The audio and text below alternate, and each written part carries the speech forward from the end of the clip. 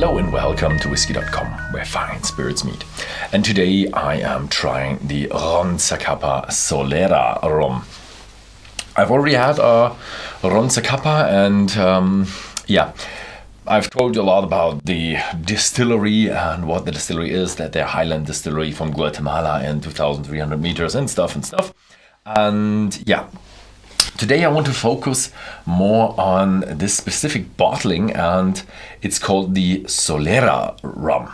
So why Solera?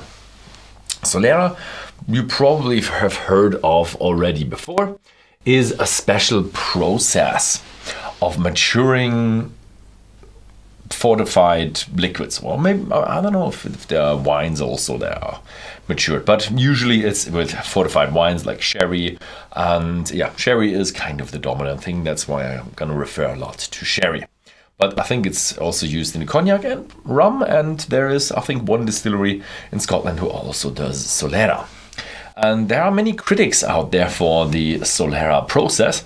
And unfortunately, the people who do the Solera process could actually silence these critics a lot. But they don't. They don't give out their details from the processes, so these people can't continue. Because this is a mixture between ages 6 to 23. And that's why it used to have the 23 on the bottle. So the Solera 23 rum is exactly the same liquid as this one. It just got a design change and they took out the 23 because people tended to keep thinking this is a 23-year-old rum, which it isn't. And yeah, so how old is it? It's in the Solera process. And to understand how old it is, you have to understand the Solera process. Solera actually means from the bottom or bottom row or something like that in, I think, Spanish or Portuguese, I don't know. And because they have rows of casks, and the bottom row is called Solera, the other is Sideras, I don't know. So you have different levels, the Sideras, and then we have the bottom one, which is called Solera. And you fill the top one with raw spirit or raw fortified wine. And then you let it age for a certain period of time. Then you take out a portion of it, fill it into the next row, and then you fill the top row with distilled raw spirit or raw fortified wine again. And then you wait the period again and do the game again until it reaches at the bottom level. And from the bottom level, you take out the finished product, but also you don't take out everything from the bottom level. So always there is something left. And that means you can actually calculate the minimum time of the spirit inside the cask. If you, the minimum would be if everything that is transferred to the next one was taken miraculously from the raw spirit. As you have a portion of raw spirit in there, or from the minimum age of the next cask, then you can add them all up. But you can add the durations times the rows and you have the minimum age, which here in that case is 6 years. And I would really love for them to shortly explain what I did. You could probably explain it a lot better than I just did in my head, and write the age statement on the backs, like a minimum of 6 years, and the 23 years we come to that now, because the maximum age would be if somehow you got the cask where the stuff that was filled from the very beginning just all ended in your bottle, which will not happen, but there could be a chance that this happens. That will be the maximum age, and that would be the maximum age of you doing this process. So there will always be a few percentage, or not percentage, probably per mil, or a few molecules in the very end of the very first stuff that you filled at the very top. So the process, how long you actually matured it, is the maximum you can have inside your bottle. So what's the average then? The average is then calculated through a very complicated, not very complicated, it's a very short formula. It's I think the minimum duration plus an asymptotic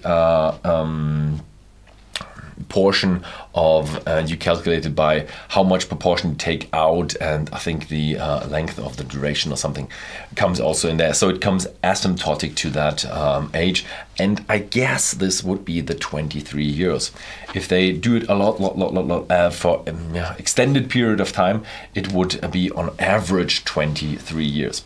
I don't know how long they actually have their cask, because they have to change the cask at some points as well. So I don't know if they are coming to an average of 23 years, but that's what they're telling. Usually, traditionally, you have three rows. So my estimate would be that they have a 2-year changing cycles of these casks. Unfortunately, they don't explain or say anything about these cycles or how many rows they do have on the back, so we can't calculate the minimum age. You just have to take my word for it, and I got that from the distributor, that they say it should be a minimum of 6 years. Nobody's actually vowing for that or actually checking that. So take it with a grain of salt, but it's 6 years old. Yeah. But what they do is they say how they mature it. I think they have 3 rows, because they say, firstly, they mature it in American oak barrels. The second stage is charred American oak barrels, and the third stage is a combination of different sherry wines, including Pedro Ximénez. Pedro Ximénez. Yeah, Pedro Ximénez. Yeah, it's a German guy who invented that sherry, and it's a very, very sweet one. The other ones, Oloroso, are also very fruity, so I guess I'll get a fruit and sweet and fruity touch to it. Good. Enough said, let's try the Solera. Oh, a little bit of sweetness, but more of that bourbon kind of vanilla sweetness with a lot of chocolatey goodness. But strangely enough, it's not that sweet. This is an unsweetened rum. This is a rum. This is not a spirit on rum basis or something that is chucked up full with sugar. I don't think they add sugar in there. It just doesn't feel like they add sugar.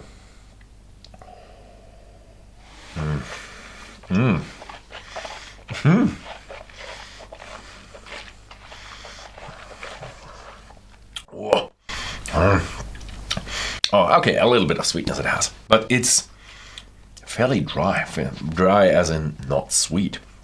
It has a bit of a vanilla caramel flavoring, but not much sweetness coming with it, and a lot of chocolate, a lot of dark chocolate in there, maybe a bit of coffee flavor as well.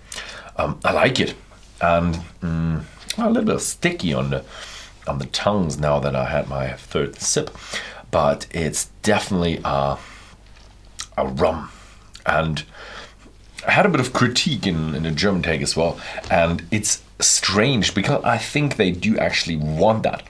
I think you feel a bit of young touch to it, young rum, a little bit of a remembrance of white rum, a little bit, just a smidge of it, and then something that is just over matured. So a really, really oaky one. Over matured really depends on your type of flavor. I do like it.